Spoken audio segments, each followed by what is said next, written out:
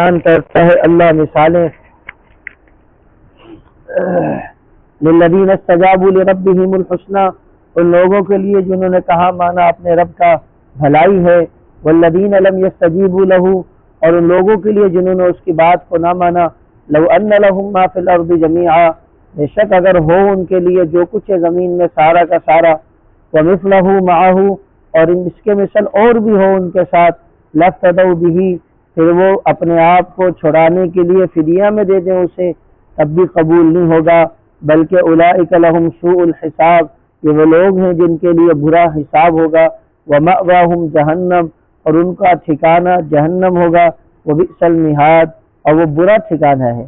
افمن یعلم انما انزل الیک من ربک الحق، آیا وہ آدمی جو جانتا ہے کہ بے شک جو کچھ آپ کی طرف اتارا گیا آپ کے رب کی طرف سے وہ حق ہے، کمن ہوا اعمی، یہ اس جیسا ہو سکتا ہے جو اندھا ہو۔ انما یتذکر اولو الالباب، بے شک نصیحت تو حاصل کرتے ہیں عقل والے، الذین یوفون بعہد اللہ، عقل والے وہ لوگ ہیں جو پورا کرتے ہیں اللہ کے عہد کو، ولا ینقضون المیثاق، اور وہ کمی نہیں کرتے بلکہ وہ توڑتے نہیں ہیں میثاق یعنی وعدوں کو۔ صدق اللہ العظیم، صدق رسولہ النبی الکریم، ونحن علی ذلک لمن الشاہدین والشاکرین، الحمد للہ رب العالمین۔ درود پاک پڑھیں۔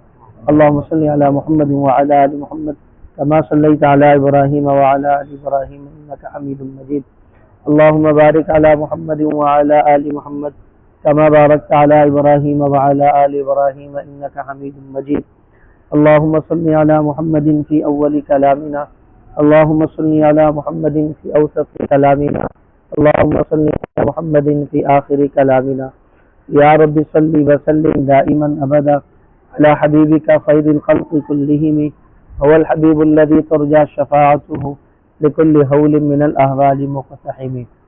12واں پارہ سورۃ الرعد، آیت نمبر 17 سے لے کر 20 تک ترجمے کے ساتھ آپ نے سماعت کی۔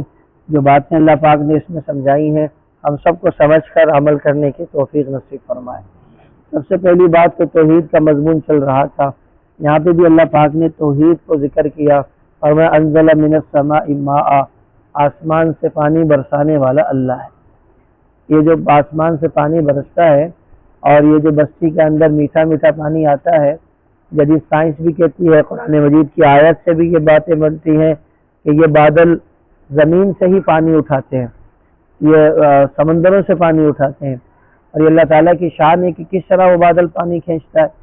اللہ تعالیٰ کی شان ہے کہ وہ بادل پانی کو اپنے اندر روک کے کس طرح رکھتا ہے، پھر اللہ تعالیٰ اس بادل کو بہا کر اڑا کر لے کے جاتے ہیں۔ اب بادل بھرا ہوا ہے پانی سے اور وہ اڑے جا رہا ہے، کئی کلومیٹر تک وہ بادل پانی والا جا رہا ہے اور اس میں سے ایک بوند تک نہیں لیک ہوتی، اور پھر اللہ تعالیٰ اس کو برسا دیتا ہے جس کی زمین پہ چاہتا ہے۔ یہ اللہ تعالیٰ کی قدرت کی نشانی ہے۔ اگر کسی کو اللہ کے کو پہچاننا ہے یہ بارش ہی اس کے تعارف کے لیے کافی۔ فرمایا سائنس بھی یہ سائنس کہتی ہے کہ یہ جو بارش کا جو پانی ہوتا ہے جس وقت بادل سے یہ جدا ہوتا ہے، کم و بیش 48 کلومیٹر فی گھنٹہ کی رفتار ہوتی ہے اس کی، 48 کلومیٹر فی گھنٹہ۔ کہنا تو آسان ہے بڑی بات، اتنی تیز رفتار اس کی۔ اور فرمایا کہ اللہ تعالیٰ پھر اس کو کیا کرتا ہے، روکتا ہے آہستہ آہستہ، آپس میں ٹکرا کر اس کی قوت کم ہوتی ہے، ہوا میں اڑ کر قوت کم ہوتی ہے، اوپر سے نیچے آتے ہوئے قوت کم ہوتی ہے، اور جب آدمی کے سر پہ آگے گرتا ہے تو چند ملی میٹر یا اس طرح کے الفاظ ہیں اس کی رفتار ہوتی ہے، بس بالکل رفتار آہستہ ہو جاتی، ورنہ اگر 48 کلومیٹر کی رفتار سے یہ زمین تک بھی پہنچتا تو یہ کسی چھت پہ گرتا تو چھت لیک ہو جاتی، کسی کے سر پہ گرتا تو سر پھٹ جاتا۔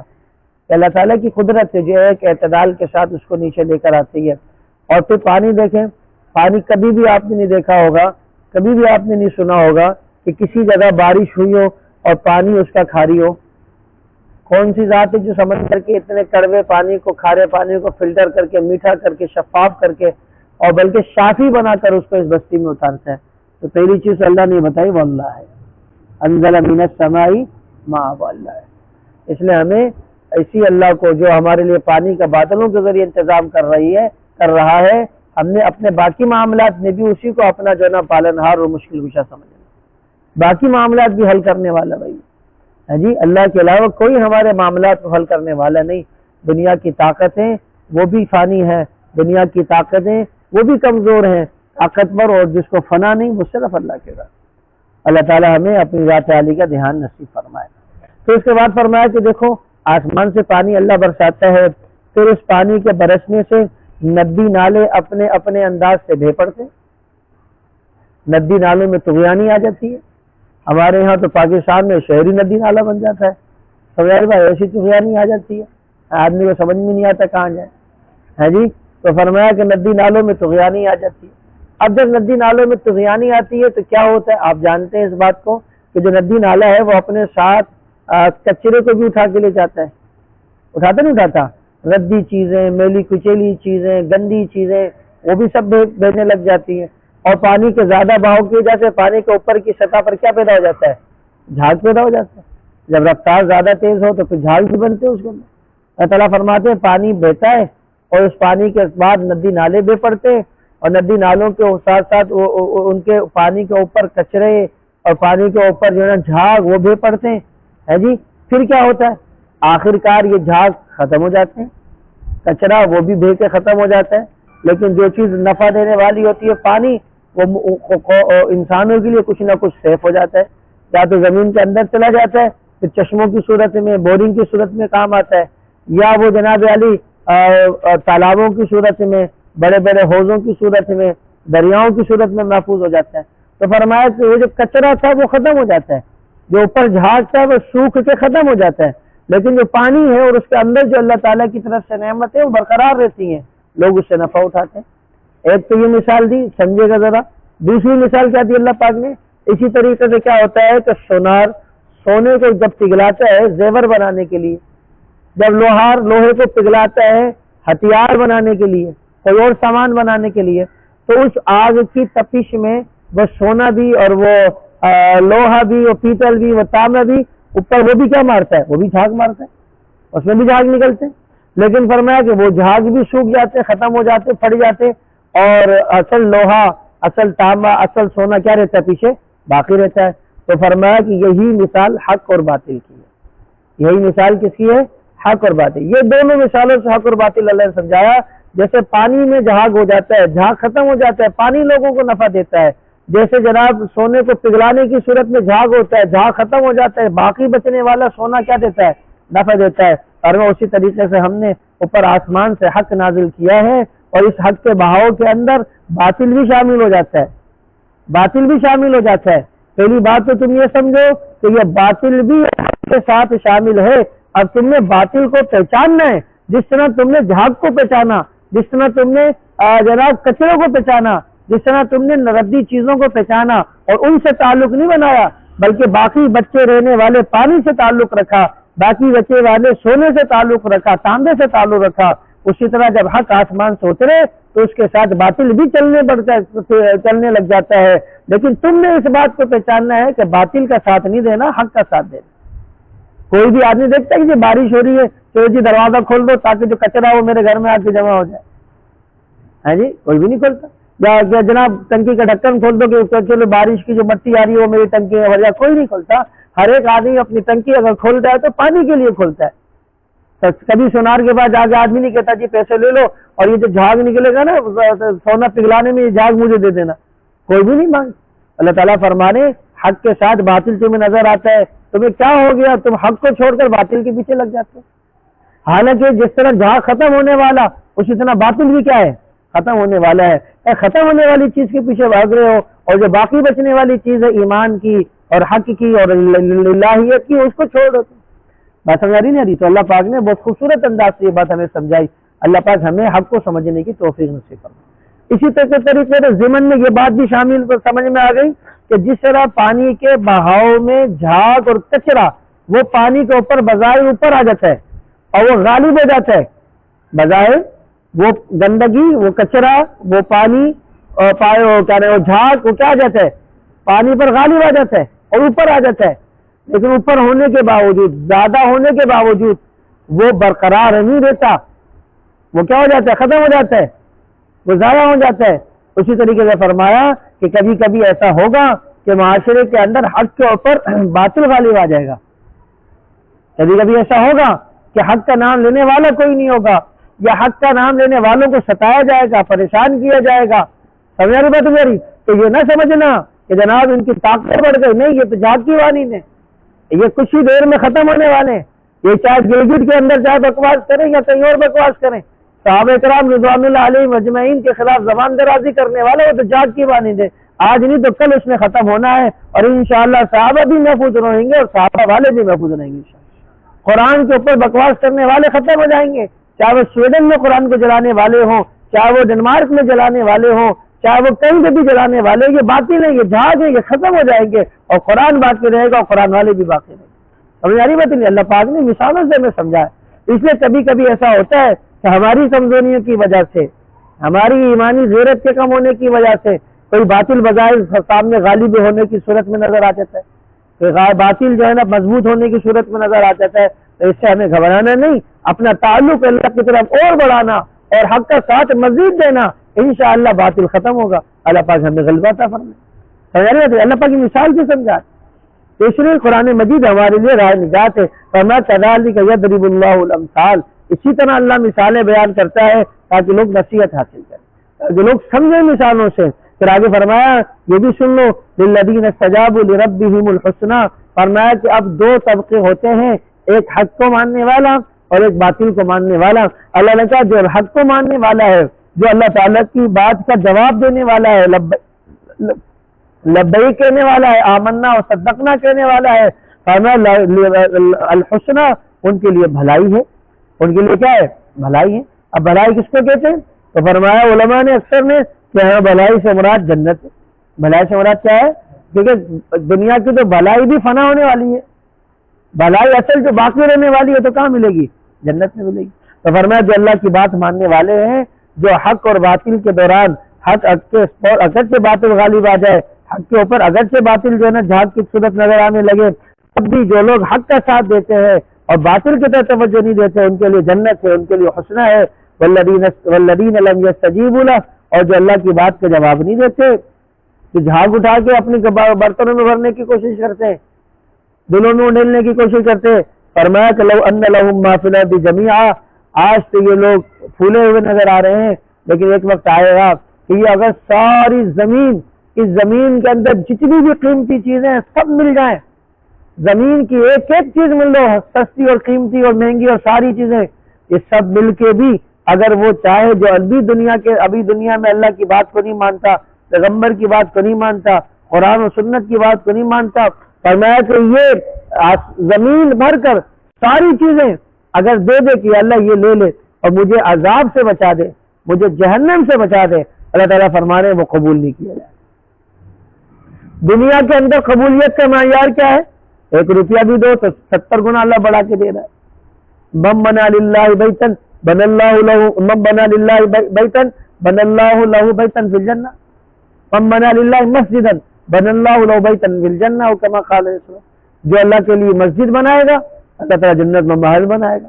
تو دنیا کے اندر تھوڑا تھوڑا سا دینا بھی آخرت کے اعتبار سے بڑا قیمتی بن جائے گا، لیکن فرمایا آخرت میں آنے کے بعد تم سارا بھی دے دو تو اس کی کوئی قیمت نہیں ہوگی، کوئی ویلیو نہیں ہوگی۔ فرمایا کہ یہی نہیں، وَمِثْلَهُ مَعَهُ، زمین میں جو کچھ ہے سب دے دیں اور اتنا ہی اور اگر اس کے پاس آ جائے پھر وہ بھی دے دے۔ اللہ اکبر۔ اول تو ایک آدمی کے پاس قیامت میں یہ کچھ ہوگا ہی نہیں۔ اللہ کرے کہ اگر ہو زمین کی ساری چیزیں، سونے بھی، چاندی بھی، یاقوت بھی، زبرجد بھی، قیمتی دھاتیں بھی، پیٹرول بھی، گیس بھی، ساری چیزیں جو یہ کسی انسان کو مل جائیں اور اتنی اور مل جائیں، اور کہ اللہ میرے سے جو بالغ ہونے کے بعد سے لے کر موت تک کی نافرمانیاں ہو گئی ان کو معاف کر دے، یہ سب لے لے، اللہ تعالیٰ قبول نہیں کیا جائے گا۔ اولئک لہم سوء الحساب، بلکہ ان کا بدترین حساب لیا جائے گا، ان کا برا حساب لیا جائے گا۔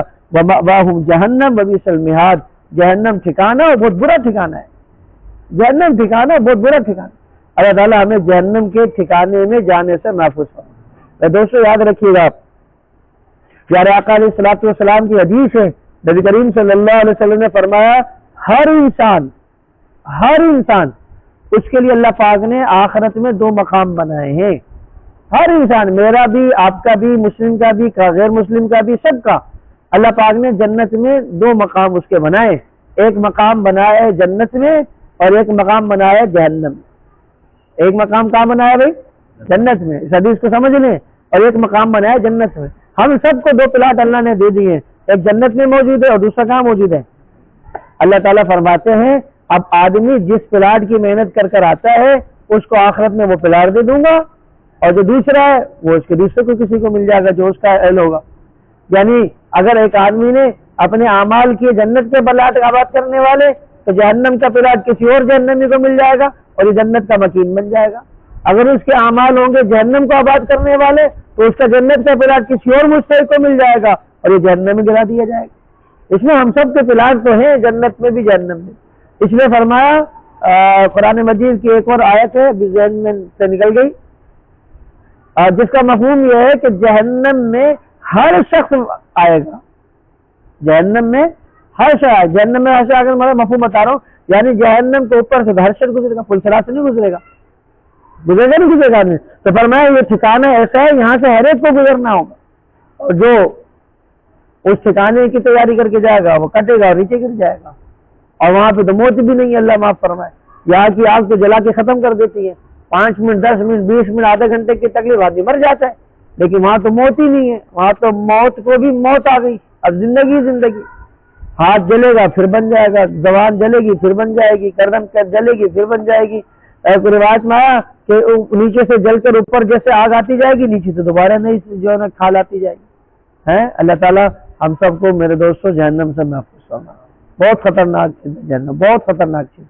دنیا کی آگ ہم برداشت کر سکتے ہیں، آگ تو چھوڑو دنیا کی گرمی برداشت نہیں کر سکتے، آگ تو بہت دور کی بات ہے. ایک اللہ والے کی بات یاد آ گئی، میں نے بہت پہلے غالباً یہ واقعہ سنایا ہوگا. ایک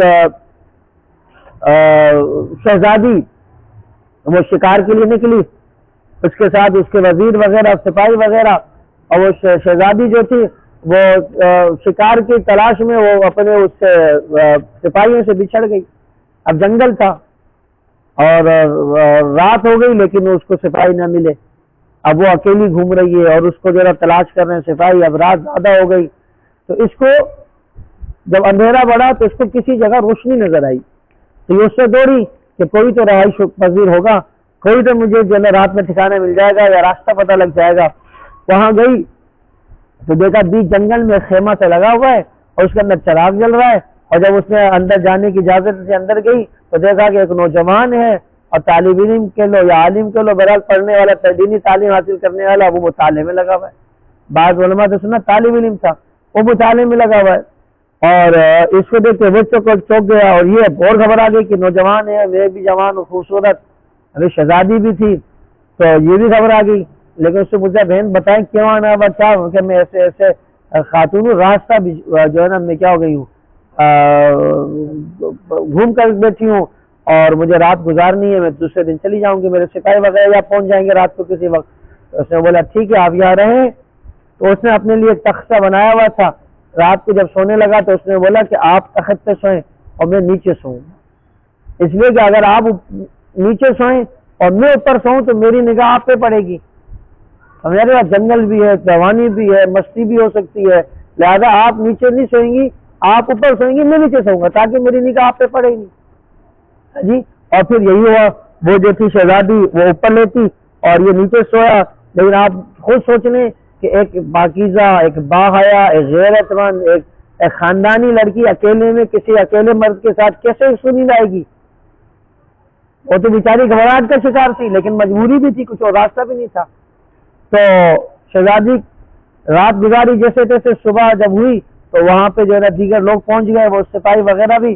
اور ان کے پاس جانے سے پہلے شہزادی نے اس سے پوچھا بھئی ہمیں ایک مسئلہ آپ بتائیں، رات کو کئی دفعہ ایسا ہوا تھا کہ میں نے یہ دیکھا کہ آپ میری کھاٹ کے پیچھے میرے بستر کے قریب آئے تھے اور آپ بالکل میرے برابر میں آئے تھے، اور پھر اس کے بعد آپ واپس پیچھے گئے اور آپ نے چراغ میں اپنی انگلی جلائی اور تھوڑی دیر جلائی، پھر اس کے بعد ہٹائی، پھر جلائی، پھر ہٹائی، پھر جا کے لیٹ گئے. پھر تھوڑی دیر کے بعد آپ میرے پاس اسی طرح آئے، پھر دوبارہ چراغ کے پاس گئے، انگلی جلائی بار بار، پھر آپ لیٹ گئے. کئی دفعہ آپ نے ایسا کیا، یہ کیوں کیا؟ اس نے کہا کہ میں شیطان مجھ پر غالب آیا اور میں نے سوچا کہ جوان بیٹھ کے ہے، میں اکیلا، یہ اکیلی کرتے ہیں جنگل میں، کون پوچھنے والا ہے. تو میرے کو جب شیطان نے ورغلایا، میں باقاعدہ تمہارے قریب آیا، پھر ایک دم سے مجھے یاد آیا کہ اگر میں نے یہ آج منہ کالا کر لیا تو اس کے بدلے میں کل مجھے جہنم کی آگ میں جلنا پڑے گا. تو میں نے سوچا میں جہنم کی آگ برداشت کر سکتا ہوں یا نہیں. شیطان نے کہا دیکھا جائے گا. لیکن میں نے جو ہے نا پھر جا کے اپنے چراغ میں انگلی دی کہ میں دیکھوں کہ میں اس چراغ کو برداشت کر سکتا ہوں. تو کہا کہ میں نے جب انگلی دی اور وہ جب جلن محسوس ہونے لگی، تکلیف بڑھنے لگی تو میں ہٹا لیتا تھا. کئی دفعہ جب میں نے کیا تو میں نے سوچا کہ میں اتنے سے چراغ کی آگ برداشت نہیں کر سکتا، میں جہنم کی آگ کیسے برداشت کروں گا. اس لیے میں نے گناہ سے اپنے آپ کو بچا لیا. تو میرے دوستو، جہنم اتنی بری چیز ہے. اگر آج ہمیں پتہ چلے نا کہ جہنم کیا ہے تو ہم کوئی گناہ نہ کر. ہمیں پتہ ہی نہیں جہنم کیا ہے. ہماری زبانوں پہ جہنم جہنم جہنم ایک عام سا نام آیا ہوا، جہنم جہنم ہے. سمجھ رہے؟ بعض لوگوں نے تو ایک بچی کا نام کسی نے بولا ہم نے اس کا نام سعیر رکھا ہے. سعیر، بھائی سعیر کہاں سے؟ بچے کا نام سعیر کہاں سے؟ قرآن میں سعیر الگ ہے. سعیر جہنم کے ناموں میں سے ایک نام. ہم نے نہ سعیر کو پہچانا ہے، نہ ہم نے جو جہنم کو پہچانا، نہ ہم نے جہنم کے اور جو نام قرآن میں آئے ان کو پہچانا ہے. جہنم کا تذکرہ بھی کرتے تھے، ایک عام سی بات ہو جاتی ہے. لیکن میرے دوستو، جناب نبی کریم صلی اللہ علیہ وسلم جہنم کے تذکرے سے آنسوؤں سے روئے. حضرت عثمان کا فضائل اعمال میں واقع نہیں ملتا. حضرت عثمان اتنا روتے تھے، جہنم سے چھوڑے قبر کے تذکرے سے اتنا روتے تھے کہ داڑھی مبارک آنسوؤں سے تر آ جاتی. اللہ تعالی ہمارے دلوں کو بھی نرم فرمائے اور ہمیں بھی جہنم کی یاد سے رونا ہے اور جنت کی طلب اور شوق اور ذوق اور جنت کی عورتیں، جنت کی نعمتوں کا شوق ہمارے اندر بڑھ جائے. تو فرمایا کہ جہنم اس سے کوئی نہیں بچ سکتا. وہ بئس المہاد، وہ بہت برا ٹھکانا ہے. اس لیے اس سے بچنے کا موقع کیا ہے؟ ابھی ہے، مرنے کے بعد نہیں، ابھی اس کی تیاری کرو. تو فرمایا کہ وہ دو آدمی، کہ ایک تو وہ جو یہ جانتا ہے اللہ نے جو اتارا وہ حق ہے، اور دوسرا وہ جو اس سے اندھا بنا رہے اور حق کو حق نہ کہے. برابر ہو سکتے ہیں؟ ابھی برابر نہیں ہو سکتے. انما یتذکر اولو الالباب، اہل عقل جو ہیں، عقل والے جو وہ نصیحت حاصل کرتے ہیں کہ حق کو حق کہنے والا اور حق کو باطل کہنے والا برابر نہیں ہو سکتے. قرآن کو سچ کہنے والا، قرآن کو ان کا منکر، قرآن کو تحریف شدہ ماننے والا برابر نہیں ہو سکتا.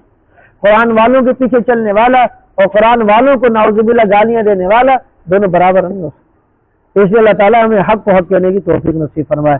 پھر آگے جو ہے نا تقریباً کئی آیتوں کے اندر جو عقل مند ہیں ان کی نشانیاں بیان ہو رہی ہیں. ساری نشانیاں تو آئندہ لیں گے. ابھی سے دو نشانیاں میں نے پڑھی تھی وہ آپ کے سامنے رکھ دوں. الذین یوفون بعہد اللہ، پہلی نشانی تو یہ ہے عقل والوں کی کہ وہ اللہ تعالیٰ سے کیے ہوئے معاہدے کو پورا کرتے ہیں. اللہ سے کیے ہوئے معاہدے کو کیا کرتے ہیں؟ پورا کرتے ہیں. میں اور آپ عقل مند ہیں یا نہیں؟ ابھی آیتیں آ رہی ہیں، نشانیاں آ رہی ہیں، اور یہ کئی نشانیاں ہیں جو ہم انشاءاللہ پڑھیں گے آئندہ درس میں بھی. دو نشانیاں آج پڑھ رہے ہیں، پھر کچھ 5-6 نشانیاں آئندہ درس میں پڑھیں گے. ان نشانیوں میں سے ہم دیکھ لیں کہ کتنی ہمارے اندر پائی جاتی ہے.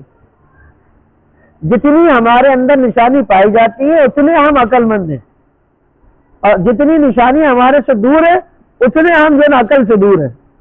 بات سمجھ آ رہی ہے؟ تو پہلی نشانی عقل مند نے کیا بتائی؟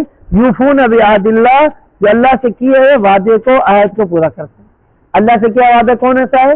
ہم سب نے عالم ارواح کے اندر اللہ نے ہم سے وعدہ لیا تھا، الست بربکم، کیا میں تمہارا پروردگار نہیں ہوں؟ کیا میں تمہارا مشکل کشا نہیں ہوں؟ کیا میں تمہارا حاجت روا نہیں ہوں؟ کیا میں تمہاری بگڑیاں بنانے والا نہیں ہوں؟ کیا میں تمہیں عزت ذلت دینے والا نہیں ہوں؟ کیا میرے اختیار میں زندگی اور موت نہیں ہے؟ کیا میرے اختیار میں شاید رب کا معنی کیا ہے؟ رب، پروردگار. ساری کیفیتیں اس کے اندر آتی ہیں. سمجھ رہے ہیں؟ کیا میں تمہیں اولاد دینے والا نہیں ہوں؟ کیا میں تمہیں موت دینے والا نہیں ہوں؟ کیا تمہارے نفع و نقصان کا مالک میں نہیں ہوں؟ کیوں نہیں؟ آپ ہی الست بربکم قالوا بلا، سب نے کہا کیوں نہیں، کیوں نہیں وربنا، اور آپ ہی تو ہمارے کیا رب ہیں، آپ ہی ہمارے پروردگار، پالنہار، مشکل کشا، بگڑیاں بنانے والے، عزت ذلت دینے والے، آپ ہی زندہ سے مردہ، مردہ سے زندہ کو نکالنے والے. آپ کسی کو بادشاہ دیں، کسی کو بادشاہ سے اتار دیں، آپ کسی کو جناب عالی عزت دے دیں، کسی کو ذلیل کر دیں. یہ سارے کے سارے اختیار بلا وربنا آپ ہی کے پاس. اب وہ ہم نے وعدہ لیا تھا، اس وعدے کو ہم بھول گئے. نہ مجھے یاد ہے نہ آپ کو یاد، لیکن بہت سارے اللہ والے ایسے جن کو وعدہ یاد. اور علی رضی اللہ تعالیٰ عنہ فرماتے ہیں مجھے عہد الست یاد ہے، مجھے یہ بھی یاد ہے کہ میرے دائیں اور بائیں کون لوگ کھڑے ہوئے تھے. اسی طریقے سے اور بھی بعض بزرگوں کے بارے میں آتا ہے، اب بھائی ہمیں تو یاد نہیں ہے، ہم تو اس درجے کے نہیں ہیں، لیکن ہمیں یاد نہیں تو کیا ہمیں یاد دہانی کرانے کے لیے اللہ نے پیغمبروں کو نہیں بھیجا؟ قرآن کی آیت یاد ہی تو دلا رہی ہے۔ اب جیسے مثال کے طور پر ہمارا کسی سے کوئی معاملہ ہوا اور ہمیں یاد نہیں ہے، کوئی آگے بولے ہوا تھا، بولے مجھے تو یاد ہے، بولے آپ کو یاد نہیں کہ میں آپ کو بتا رہا ہوں ایسا ہوا تھا، آگے کرے آپ کہہ رہے تو ہوا ہوگا، چلو مان لیتے، آپ قابل اعتماد ہو۔ تو قرآن سے بڑھ کر قابل اعتماد کون سی کتاب ہوگی؟ جناب نبی کریم صلی اللہ علیہ وسلم کی ہستی سے بڑھ کر قابل اعتماد کون سی ہستی ہوگی؟ جب قرآن اور نبی فرما رہے کہ ہوا تھا، ہوا، یاد نہیں آ رہی، کیفیت یاد نہیں آ رہی، الفاظ یاد نہیں آ رہے، ماحول یاد نہیں آ رہا، لیکن جب اللہ اور اس کے رسول بتا رہے تو ہوا تھا۔ تو فرمایا کہ عقل مند وہ ہیں جو اس عہد کو یاد کرتے ہیں اور اس عہد کو پورا کرتے ہیں اور اسی رب کی عبادت اور بندگی میں لگتے ہیں، جس کو رب مانا عبادت اور بندگی اسی کی کرتے ہیں۔ بات سمجھ رہے؟ یہ عقل والے لوگ ہیں۔ اور فرمایا اس میں دوسرا کیا ہے؟ فرمایا کہ ایک تو وہ عہد جو عالم ارواح میں لیا تھا، اور دوسرا فرمایا کہ آدمی جب کلمہ پڑھتا ہے لا الہ الا اللہ محمد رسول اللہ، تبلیغی کے ساتھی نہیں کہتے ہمارے بھائی ہم نے کلمہ پڑھ کے اللہ تعالیٰ سے کیا کیا ہے؟ اقرار کیا ہے۔ کس چیز کا؟ اللہ تیری مانیں گے، تیرے غیر کی نہیں مانیں گے۔ ہم نے کیا اقرار کیا؟ محبوب پیغمبر کے نورانی طریقوں میں دونوں جہانوں کی کامیابی کا یقین، اور آپ کے نورانی طریقوں سے ہٹ کر دونوں جہانوں کی ناکامی، یہ اقرار کیا ہے نا۔ تو فرمایا کہ اب عقل والے کون ہیں؟ جو اس اقرار کو پورا کرتے ہیں، جو اس عہد کو پورا کرتے ہیں۔ گویا کہ کلمہ لا الہ الا اللہ محمد رسول اللہ یہ اقرار ہے، یہ عہد ہے اللہ تعالیٰ کے ساتھ کہ ہم اس کلمے والی زندگی گزاریں گے۔ سمجھا نہیں؟ اب کون اس کو پورا کرتا ہے؟ بات میری جیسے مثال کے طور پر ہم لوگ بیرون ملک حج کے لیے عمرے کے لیے جاتے ہیں، انشاءاللہ جائیں گے انشاءاللہ، تو حج یا عمرے کے لیے آدمی جائے تو وہاں کا ویزا لیتا ہے۔ کیا لیتا ہے؟ وہاں کا نہ قانون پتا، نہ وہاں کے جیل کا معاملہ پتا، نہ کچھ نہیں پتا ہوتا، لیکن ویزا لینے سے آدمی پابند ہو جاتا ہے کہ وہاں کے قوانین کو فالو کرنا پڑے گا۔ اگر کوئی قانون توڑا تو وہاں سزا بھی بڑھ سکتے، وہاں تو چوراہے پہ جو ہے نا آدمی کی گردن اڑا دیتے، پتہ ہی نہیں چلتا۔ بہت ساری ویڈیوز نیٹ پہ میں نے دیکھی، جمعے کی نماز جمعے کے بعد کسی بھی بڑی شاہراہ کو روک دیتے، بلکہ کوئی مخصوص شاہراہ بنا رکھی ہے، وہاں پہ باقاعدہ ٹریفک چل رہا ہوتا ہے، ان ٹریفکوں کے سامنے بیچ چوراہے پہ جو ہے نا وہ گردنیں اڑا دیتے۔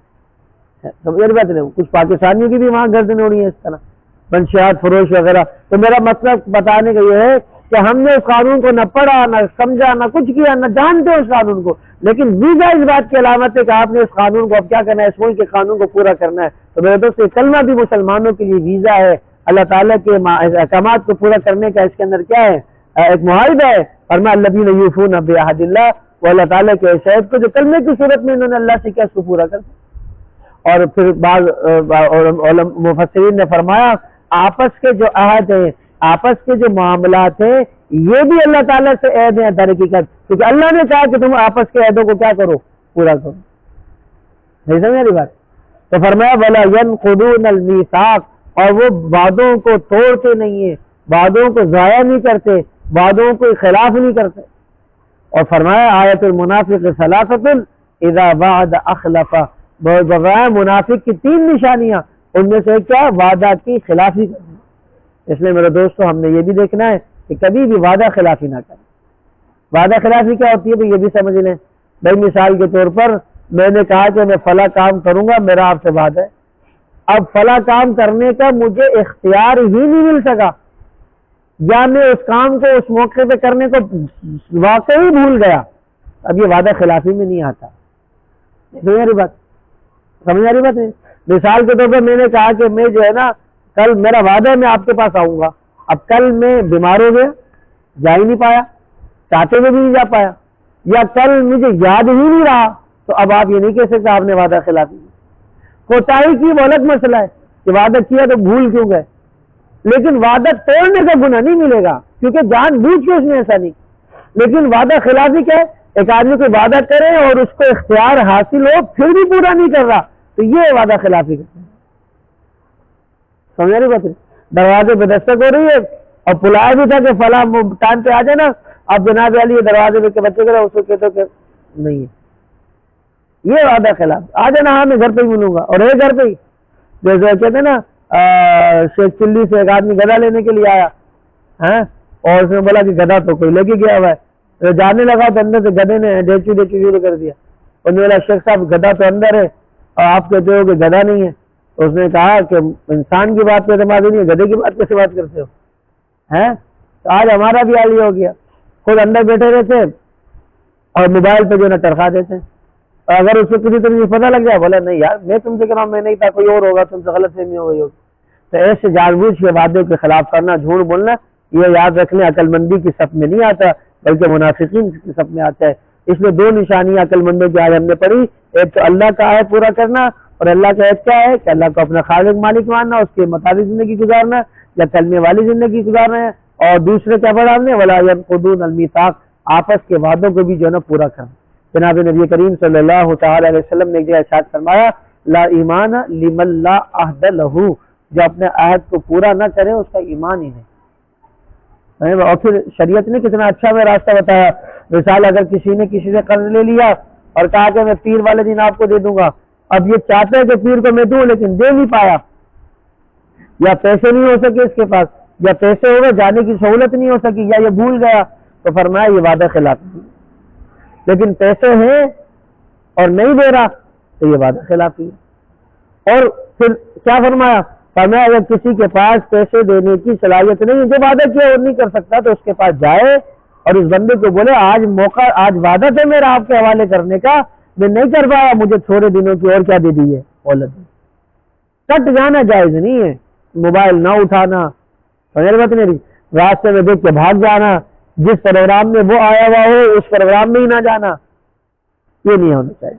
اور پھر اللہ کے نبی نے کیا فرمایا جس نے کسی کو قرض دیا ہے اور قرض دینے والے کے پاس جائے اور وہ یہ کہے کہ بھئی میں آپ کو نہیں دے سکتا، یا وہ اس کے پاس ہے کہ بھئی ابھی میں نہیں دے سکتا، مجھے چند دن کی اور مہلت دے دو، فرمایا جتنے دن کی یہ اس کو مہلت دے گا اتنے دن اتنی رقم اللہ کے راستے میں صدقہ کرنے کا ثواب ملے۔ کسی نے کسی کو 50,000 روپے دے رکھے، کہا کہ پہلی تاریخ کو یہ ستمبر کی لے لینا، اب ستمبر کی پہلی کو نہیں دے پا رہا، اس کو جا کے بولے کہ مجھے 5 تاریخ تک کا اور موقع دے دو، تو پہلی سے لے کر 5 تک 50,000 روپے روزانہ صدقہ کرنے کا ثواب۔ اور فرمایا کہ 5 کو پھر ہوتے یار اب بھی نہیں ہوئے، مہنگائی آپ کو پتہ ہے میں کہاں سے گزارا کروں، آپ مجھے اور 10 دن کی مہلت دے دیں، تو فرمایا کہ اب 5 سے لے کر 10 دن تک روزانہ دگنا 50 1 لاکھ کا صدقے کا ثواب یہ ملے گا جس نے کیا کیا اس کو معاف کیا۔